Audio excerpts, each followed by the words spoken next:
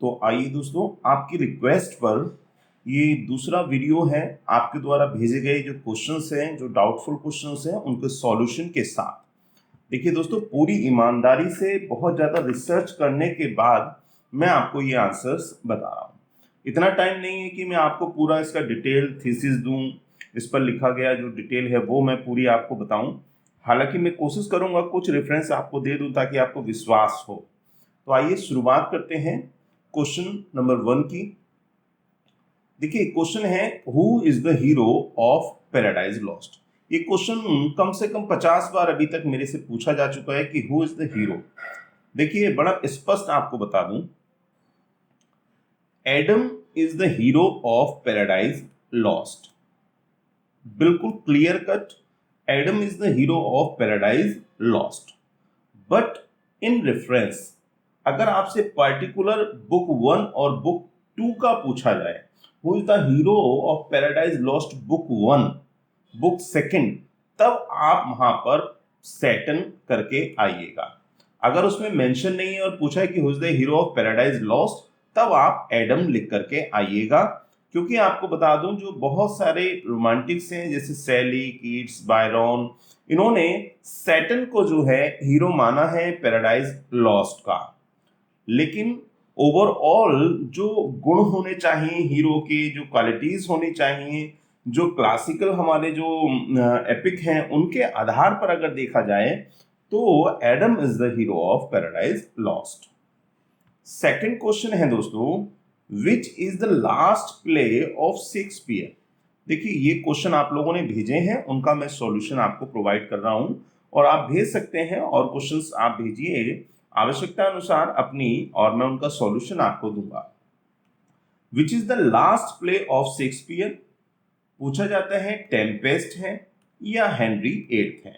और कई बार एक क्वेश्चन और आता है, टू नोबल किंग्समैन, उसको भी इंक्लूड किया जाता है कि which is the last play. देखिए बड़ा स्पष्ट आपको मैं समझाऊंगा और मुझे उम्मीद है कि आप भी मेरी बात से सहमत होंगे। देखिए जो वर्क कंप्लीटली लिखा ही नहीं गया शेक्सपियर के द्वारा, तो उसको आप लास्ट वर्क कैसे शेक्सपियर का कह सकते हैं। एक बात, क्योंकि इट इज ए कोलैबोरेशन, ये तो कोलैबोरेटेड वर्क है ना। आपको मालूम है टू नोबल किंग्समैन और हेनरी एट्थ जो है ये कोलैबोरेटेड वर्क हैं जिनको बाद में कंप्लीट किया गया। तो ये तो शेक्सपियर का लास्ट वर्क हो ही नहीं सकते हैं। शेक्सपियर के लास्ट वर्क में जो काउंट होता है दोस्तों, वो 1611 में जो टेम्पेस्ट है इसको काउंट किया जाता है। द मेजॉरिटी ऑफ क्रिटिक्स जो हैं वो टेम्पेस्ट के साथ है। ठीक है दोस्तों, तो Tempest is the last work of Shakespeare. जबकि आपको बता दूं कि बहुत बड़ा डिबेट है इस बात पर कि शेक्सपियर के वर्ष की एग्जैक्ट डेट क्या है, और आप जब भी डेट्स पढ़ेंगे तो कोई ना कोई रेशियो उनमें चलेगा, 1 या 2 ईयर का गैपिंग आगे पीछे उनमें रहती है। तो यहाँ पर बिल्कुल स्पष्ट है, ये क्वेश्चन एग्जाम में पूछा भी गया है और इसका आंसर भी यही लिया गया था दोस्तों। The tempest is the last play of Shakespeare. Next question है दोस्तों, which play of Shakespeare is called by T S. Eliot the artistic success.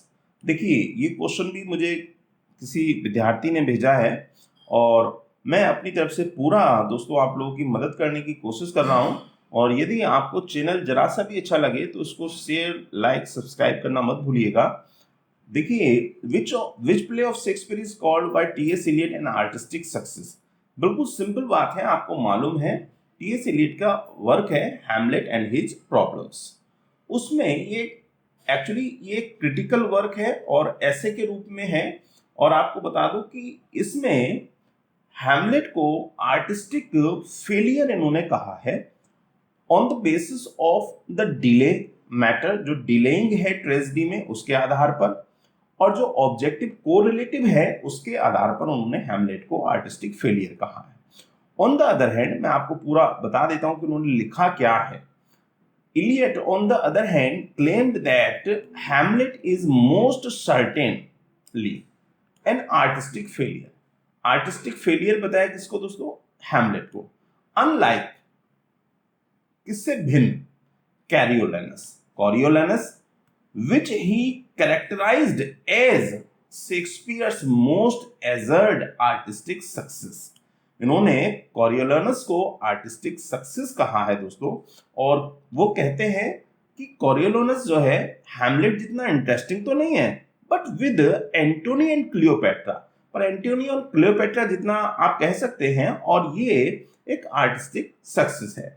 इसको भी उन्होंने जो आंका है, आकलन किया है, वो on the basis of objective correlative और एक डीप ट्रेजेडी के रूप में वो उसको लेते हैं। तो बिल्कुल स्पष्ट होना चाहिए दोस्तों कि आर्टिस्टिक फेलियर किसको कहा है, एंटोनी एंड क्लियोपेट्रा को नहीं, कॉरियोलानस को उन्होंने आर्टिस्टिक सक्सेस कहा है। ठीक है दोस्तों, आगे बढ़ते हैं, अगला क्वेश्चन लेते हैं दोस्तों। In which year Lyrical Ballads published in America.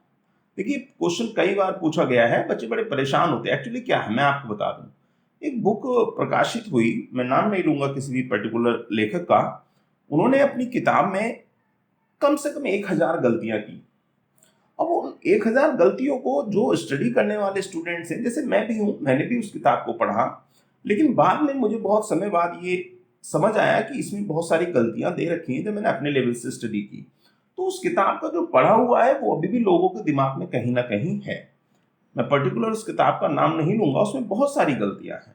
In which year Lyrical Ballads published in America, तो आपको बता दूं 1798 में कहा जाता है कि 1798 में नहीं।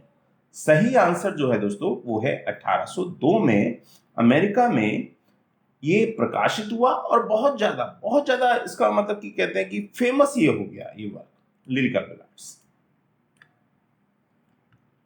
इसके बाद दोस्तों अगला क्वेश्चन है, what is the birth place of Shakespeare. बहुत ही प्यारा क्वेश्चन मुझे लगता है, अभी तक बच्चों को यही क्लियर नहीं हुआ है कि शेक्सपियर का बर्थ प्लेस क्या है। कोई बात नहीं, यहां मैं हूं आपके साथ, आप मुझे मैसेज कीजिए, और जैसे ही मुझे समय मिलेगा दोस्तों मैं आपके डाउटफुल क्वेश्चंस का आंसर दूंगा, और ये सीरीज में कंटिन्यू रखूंगा। 2 से 4 5 क्वेश्चन जो भी आपके बनते हैं आप मुझे, लेकिन ऐसे क्वेश्चन भेजिएगा जिनका आसानी से आपको हल नहीं मिल रहा हो। हाँ, तो देखिए शेक्सपियर का क्वेश्चन पूछा जाता है कि बर्थ प्लेस क्या है, Stratford on Avon, Stratford upon Avon. देखिए सबसे पहले आपको बता दूं ये क्वेश्चन कई बार एग्जाम में पूछा गया है, और जब इसका रिसर्च ज्यादा होने लगी तब ये वाला क्वेश्चन सही माना गया, परंतु उससे पहले चूंकि पेपर में इतनी गंभीरता नहीं थी, लोग इतने अवेयर नहीं थे, इंटरनेट की इतनी व्यवस्था नहीं थी, तब पुराने जो पेपर हैं 2010 के पहले वाले, उनमें स्टैटफोर्ड ऑन एवन को करेक्ट आंसर माना गया है। बट अगर दोनों ही एग्जाम में दिया हो दोस्तों, तो Stratford upon Avon is the correct 100% correct answer है। Stratford on Avon is not a correct answer. अगर नहीं दिया है दोनों, तब आप स्टैटफोर्ड ऑन एवन करिए। अब मैं आपको समझाता हूं एक्चुअल में है क्या। देखिए Stratford upon Avon, commonly known as just Stratford, is a market town and civil parish in the Stratford on Avon district। देखिए ये बात समझिए, और मैं अगर शेक्सपियर के समय की बात करूं तो शेक्सपियर के समय में Stratford upon Avon was a village, यह एक गांव था दोस्तों। Stratford on Avon a district, और ये जो पूरा क्षेत्र पड़ता है दोस्तों, ये काउंटी होती है वहां पर, तो ये वारविकशायर काउंटी के अंतर्गत ये आता है। और जो वारविकशायर है दोस्तों in the West Midlands region of England में। तो आपको बड़ा स्पष्ट हो गया होगा, डब्बे के अंदर डब्बा याद रखिए, सबसे पहले स्टैटफोर्ड अपॉन एवन, फिर उसके ऊपर स्टैटफोर्ड ऑन एवन, फिर उसके बाद वारविकशायर, और फिर उसके बाद आप कहिए कि मिडलैंड, और या सीधे कहिए कि इंग्लैंड। तो करेक्ट आंसर जो है दोस्तों, जो बर्थ प्लेस है शेक्सपियर का, वो स्टैटफोर्ड अपॉन एवन है। Avon you know very well, Avon is the name of a river. तो आपको स्पष्ट हुआ होगा दोस्तों। आगे है दोस्तों, ये क्वेश्चन उस किताब की देन है, मैं नाम नहीं ले रहा हूं दोस्तों, उस किताब की देन है। उस किताब की वजह से ही लोगों को ये कंफ्यूजन है कि De Doctrina Christiana cast doubt on the orthodoxy of.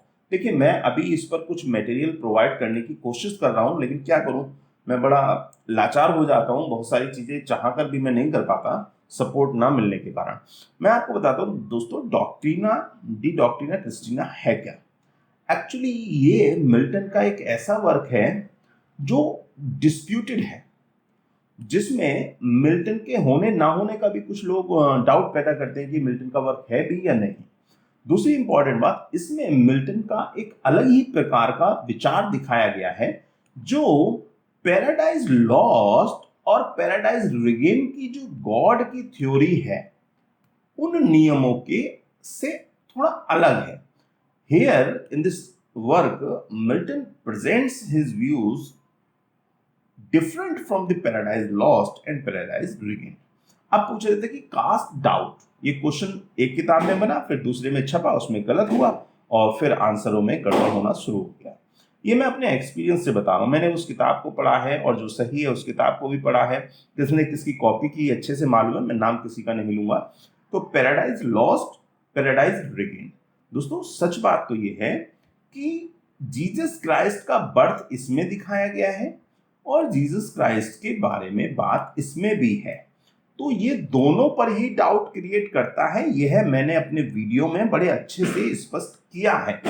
अब चूंकि जो जन्म हुआ है क्राइस्ट का वो पैराडाइज रिगेन में मेंशन हुआ है, ठीक है दोस्तों, तो इसलिए अगर मैं अपना विचार दूं दोस्तों, अगर दोनों ऑप्शन में आ जाए तो पैराडाइज रिगेन जो है वो मेरे हिसाब से करेक्ट आंसर होना चाहिए, क्योंकि पैराडाइज लॉस्ट में क्राइस्ट के बर्थ की बात नहीं हुई है, सेटन की बात हुई है, एडम की बात हुई है, ईव की बात हुई है, बट पैराडाइज रिगेन में सीधे सीधा इनकारनेशन की बात हुई है। इसलिए ये जो नियम है जन्म का क्राइस्ट के, ये जो ऑर्थोडॉक्सी है उसको ये डी डॉक्ट्रिना क्रिस्टीना अपने जो नए विचार हैं उनसे ये इसको क्रॉस करता है, काटता है।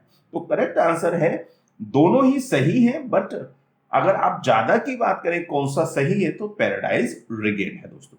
तो मुझे उम्मीद है दोस्तों आपको वीडियो पसंद आया होगा।